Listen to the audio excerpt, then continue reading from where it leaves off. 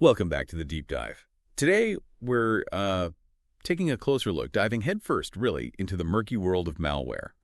We've touched on cybersecurity broadly before, looked at some common weak spots, but now we're zeroing in on the malicious software itself. Exactly. Our goal here is to sort of break down the different kinds of malware, figure out how they sneak onto our devices, what they actually do once they're there, and maybe even get a little glimpse into how experts track them down. And it's crucial right from the start to remember that malware isn't just one thing. It's a big umbrella term. Right, an umbrella term covering all sorts of nasty digital stuff. Precisely. All kinds of software designed to, well, mess things up or exploit systems. And under that umbrella, you find this whole zoo of specific types, each with its own tricks and goals. Okay. Understanding those differences, that's like step one for building any decent defense. Okay, let's get into it then. Where do we start unwrapping this rogues gallery? Well, I think a good starting point, the classic one, is viruses. The analogy to, a biological virus, like the flu or a cold, it actually works pretty well. How so? Just like a flu virus needs a host cell, a computer virus needs to latch onto something legitimate. Think an executable file, like a program, or maybe a document with macros. When you run that legit file, the virus code runs too. And that's how it spreads, attaching to other files, causing disruptions. It's kind of parasitic. Got it. So it hitches a ride on something else. Right. But then you have worms. They're different, right? Very different. The key thing with worms is self-replication. They don't need a host file to spread.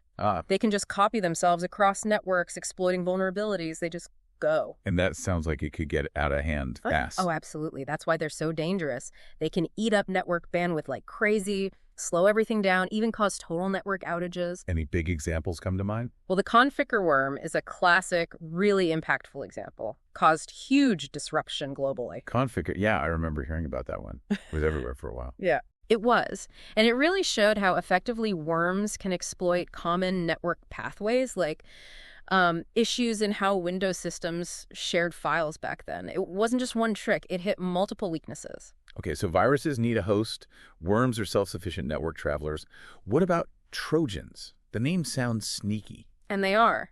The name comes straight from the Trojan horse myth, and it fits perfectly. Right. This malware disguises itself as something useful or harmless, maybe a free game, a utility, even a fake software update. You download and install it thinking it's fine, but bam, hidden inside is the malicious payload. And what does that payload do? Oh, all sorts of things. It could open a back door, giving an attacker remote access. Wow. It could steal your passwords, bank details, you name it. Or it might just hand over complete control of your machine to the attacker. The whole trick relied on that initial deception, often using, social engineering to fool you into installing it. Deception is key. Really makes you think twice about downloading free stuff. Okay, next up, ransomware. This one feels particularly nasty and, well, very current. It is nasty, and unfortunately, yes, very current.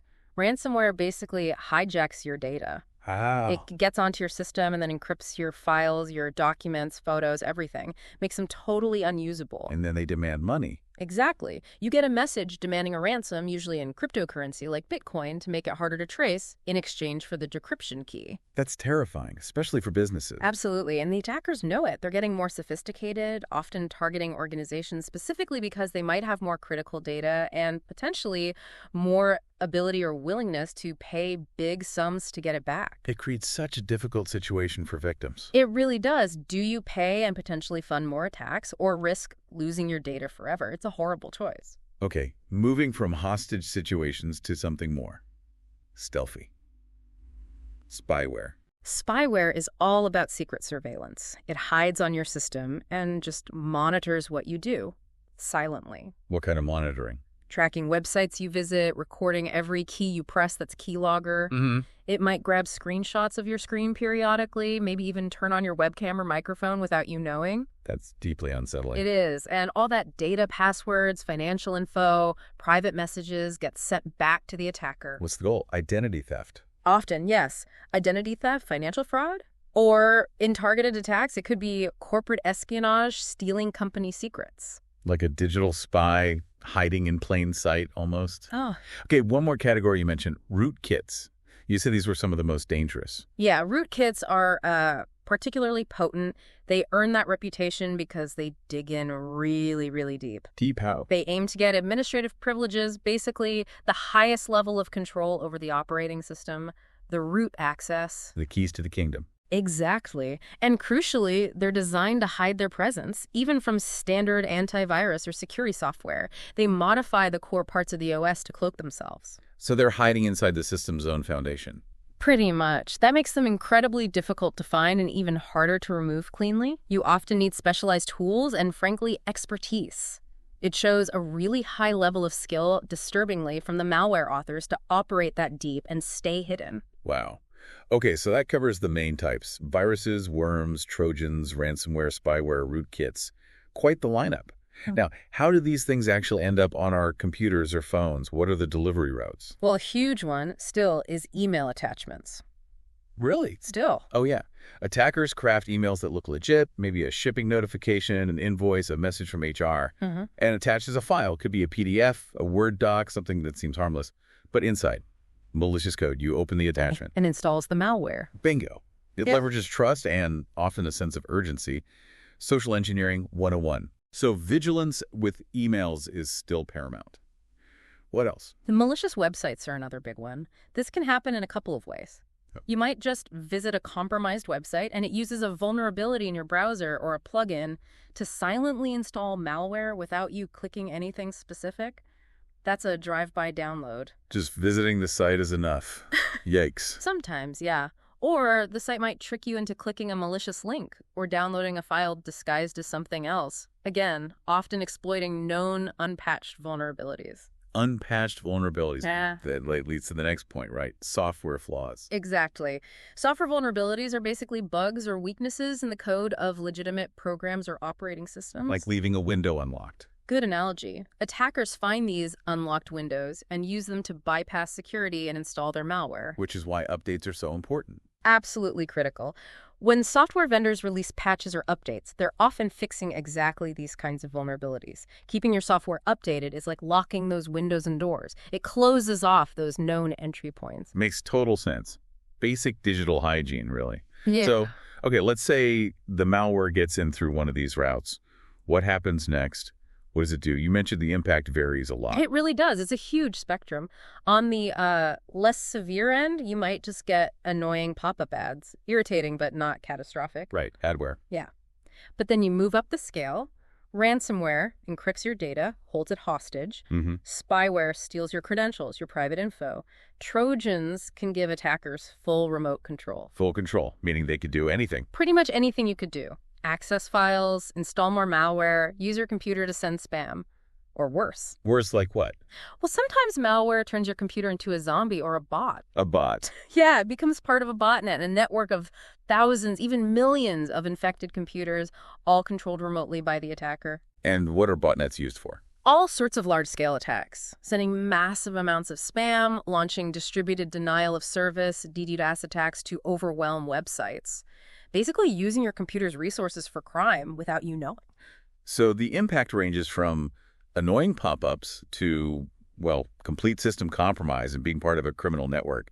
That really drives home why this stuff matters. Absolutely. Minor inconvenience to potentially catastrophic financial loss or data breaches. It affects everyone. You also mentioned something called advanced persistent threats, APTs. Sounds serious. They are. APTs are a different beast altogether. Think less widespread, more targeted, highly sophisticated. Targeted at who? Usually big targets. Governments, critical infrastructure like power grids, major corporations with valuable intellectual property. And who's behind them? Often it's suspected to be nation-states or very well-funded, organized criminal groups. These aren't your typical hackers. They have resources, patience, and specific goals. Yes, that's key. Stealth and persistence are their hallmarks. They aim to get into a network and stay there, undetected, for a long time. Months, even years. Years? What are they doing all that time? Long-term espionage, mostly. Slowly siphoning off sensitive data, mapping out the network, maybe positioning themselves for future sabotage. It's not usually about a quick buck like ransomware. It's about strategic advantage or intelligence gathering. That's a whole different level of threat. Patient, strategic, well-resourced adversaries. Okay. So, faced with all this, How do the good guys fight back? You mentioned malware analysis. Right. Malware analysis is basically the detective work. It's dissecting a piece of malware to figure out exactly what it does, how it works, what its purpose is, and maybe, just maybe, who's behind it. Sounds complex. It definitely can be. It requires specialized skills, specific tools, but understanding the basics is still valuable. What kind of tools are we talking about? There's a range. For safer initial checks, analysts might use online sandboxes. Sandbox. Yeah, think of it like a secure, isolated virtual computer. You run the suspicious file inside the sandbox, and you can watch what it does, what files it touches, what network connections it tries to make without any risk to your actual system. Okay, a safe playground for bad software. What about more in-depth tools? Then you get into things like disassemblers and debuggers. A disassembler tries to translate the malware's raw machine code back into something a bit more human readable, like assembly language. It's like getting the blueprint. Right. And a debugger lets an analyst step through the malware's execution one instruction at a time, watching its every move, examining memory, very detailed, low-level stuff. Real digital forensics. You mentioned basic analysis techniques, too, like things you can do without running the code. Yeah, that falls under static analysis, examining the malware file itself without executing it. What can you learn from that? You can look at things like the file header for clues about its type. You can also extract strings, sequences of readable text embedded in the code. Strings, like Yeah. words. Sometimes, yeah. You might find error messages, URLs it tries to connect to, maybe commands or file names. These can give you hints about its function or infrastructure. It doesn't tell the whole story, but it's a starting point. Okay, so static analysis is looking at the file. Dynamic analysis is running it safely and watching it. Exactly. Dynamic analysis is observing its behavior in that controlled sandbox environment. What does it actually do when it runs? What changes does it make to the system?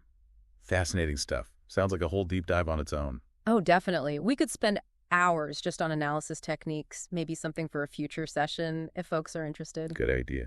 Okay, so bringing this all together for today, what's the main thing you want people to walk away with? I think the biggest takeaway is just how crucial understanding this landscape is. Knowing the different types of malware, knowing the ways it gets delivered, and appreciating the impact it can have. That knowledge is absolutely foundational for good cybersecurity. Whether you're just a regular user or running IT for a company. Exactly. Being informed is the first and maybe most important step in protecting yourself, your data, your systems. Couldn't agree more. Knowledge is power, especially here. So looking ahead, where are we heading in our next deep dive? Next time, we're shifting gears a bit. We'll move from the threats themselves to the defenses. We'll be looking at network security, how we protect the pathways, and specifically at intrusion detection systems, the tools designed to spot malicious activity as it happens. Excellent. From the attack to the defense. Sounds vital. Okay, before we wrap up, a final thought for everyone listening. Considering how sophisticated malware has become, especially those APTs that can hide for ages, what everyday digital habits, things you do without thinking, might actually be opening a door, increasing your risk? That's a great question. Or, flipping it around, if malware can lurk undetected for months, what subtle signs might be there on your own computer or phone? Little clues you might have dismissed before, but maybe shouldn't. Something to chew on. Definitely food for thought. Stay vigilant. Indeed. Until our next deep dive, stay aware and stay safe out there.